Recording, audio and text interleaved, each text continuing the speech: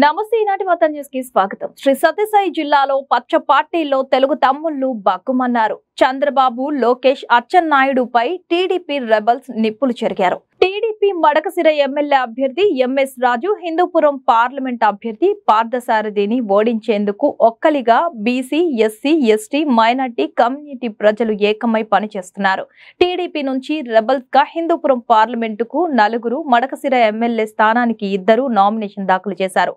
Nomination పత్రాలను కూడా అధికారులు విజయవంతంగా పరిశీలించారు. దీంతో జిల్లాలో రెబల్స్ తో టీడీపీ ఓడిపోవడానికి రంగం సిద్ధమైనట్లు కనిపిస్తోంది. ఈ సందర్భంగా రెబల్ ఎంపీ అభ్యర్థి హెచ్డి హనుమంత్ గౌడ్ మాట్లాడుతూ చంద్రబాబు, లోకేష్, అచ్చెన్నాయుడు 20 కోట్లకు అమ్ముడుపోయి మడకసిర ఎమ్మెల్యే అభ్యర్థిని మార్చడం జరిగిందన్నారు. మడకసిరలో టీడీపీని నాశనం చేసి పెట్టారని, కాబట్టి ఇప్పుడు తెలుగుదేశం పార్టీ ఆదమ స్థానానికి చేరుకుందని అన్నారు. తామంతా సునీల్, ఈరన్నను బలపరుస్తూ టీడీపీ ఓటమికి పనిచేస్తున్నట్లు హనుమంత్ గౌడ్ తెలిపారు. మా మడకసిర ప్రాంత ఆత్మగౌరవాన్ని నిలబెట్టవలసిన అవసరం ఎంత ఉంది? తెలుగుదేశం పార్టీలో నిరంతరంగా దాదాపు 20 సంవత్సరాలుగా కృషి చేసినటువంటి ఈరన్న గారికి ఈరోజు చేదు అనుభవం మిగిల్చింది తెలుగుదేశం పార్టీ. అందుకని మేము రెబల్ అభ్యర్థిగా పోటీ చేస్తున్నాం. మడకసిర మాత్రమే కాదు, హిందూపూర్ పార్లమెంట్ కూడా ఖచ్చితంగా తెలుగుదేశానికి ఎదురుదెబ్బ తగులుతుంది. ఈరోజు మా సామాజిక వర్గం దాదాపు 70,000 మంది ఉన్నారు. అదేవిధంగా ఎస్సీ సామాజిక వర్గం ఓటర్లు 50,000 మంది ఉన్నారు. 54 రోజులు డాక్టర్ సునీల్ కుమార్ గారు తనదంతు స్టైల్లో ఆయన కూడా ప్రచారాలు సాగించినారు. 2 భారీ మీటింగులు విజయప్రదంలో నడిపినారు. ఎటువంటి కారణం కూడా చూపకుండా ఈరోజు కొత్తగా ఒక అభ్యర్థిని తీసుకొచ్చి, నాన్ లోకల్ పర్సన్ని తీసుకొచ్చి మడకసిర ఆత్మగౌరవాన్ని తాకట్టు పెట్టినారు.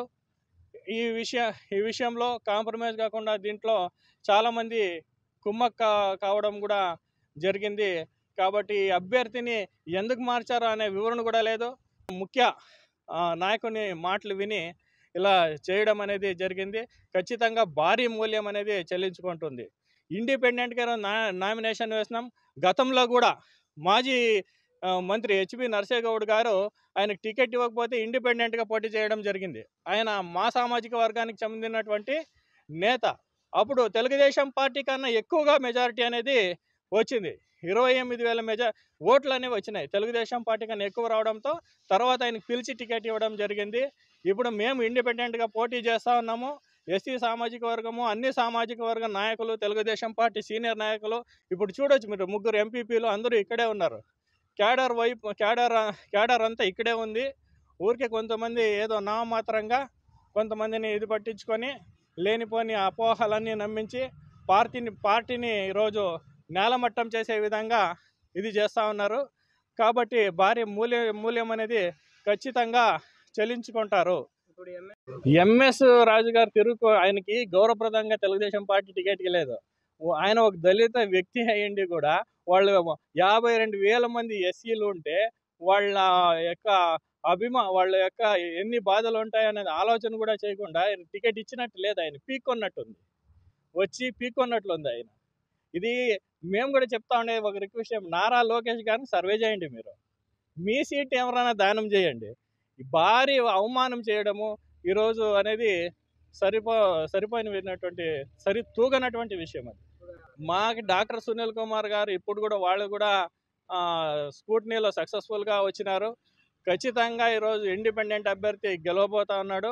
మీరు అనుకున్నట్టు రాజు గారికి ఏమి లేదు కాబట్టి అదేనో పార్టీ తీసుకొచ్చినాడు. ఇండిపెండెంట్ గవర్నమెంట్ ఇచ్చిండే ఎలక్షన్ కమిషన్ ఇచ్చే సింబల్తోనే భారీ విజయంతో సునీల్ కుమార్ ముందుంటారు. ఖచ్చితంగా గెలుస్తారు. ఈరోజు మడకసిరలో తెలుగుదేశం పార్టీ 4వ స్థానానికి వెళ్ళిపోతూ ఉంది. కింది స్థానానికి దిగజారిపోయింది. హిందూపూర్ పార్లమెంట్ కూడా భారీ స్థాయిలో ఆయన పార్సార్థి ముఖ్య కారణం ఆయనే. ఆయన జిల్లా అధ్యక్షుడిగా ఉన్నప్పుడు ఇంకా వీళ్ళన్నీ విచ్ఛిన్నం చేసి ఈ విధమైనటువంటి పరిస్థితులు తీసుకువచ్చినారు. అంతేకాకుండా మా సామాజిక వర్గం కూడా సముచితమైన స్థానం లేదు. గతంలో మా మామ ఈరేగౌడ్ గారు కూడా దాదాపు 9 సంవత్సరాలు తెలుగుదేశం పార్టీ ఇన్ఛార్జ్గా ఉన్నారు. కంటెస్టెడ్ క్యాండిడేట్గా ఉన్నారు. ఇటువంటి రాజకీయాలు మేము ఎప్పుడూ చూడలేదు. ఒక వ్యక్తి కోసము, ఒక దీనికోసం ఈరోజు టికెట్ని చేంజ్ చేసి మా సామాజిక వర్గం కూడా దెబ్బతినే విధంగా, అన్ని సామాజిక వర్గాలు దెబ్బతినే విధంగా నిరంకుశంగా ఈరోజు కొంతమంది మడసిరకు సంబంధించినటువంటి నాయకులు వ్యవహరిస్తూ ఉన్నారు. వాళ్ళకే వీళ్ళు ఇది చేసి ఈరోజు పార్టీని భూస్థాపితం చేసుకొని మడసిర అసెంబ్లీతో పాటు హిందూపూర్ పార్లమెంట్ కూడా ఖచ్చితంగా తెలుగుదేశం పార్టీ ఓడిపోతుంది.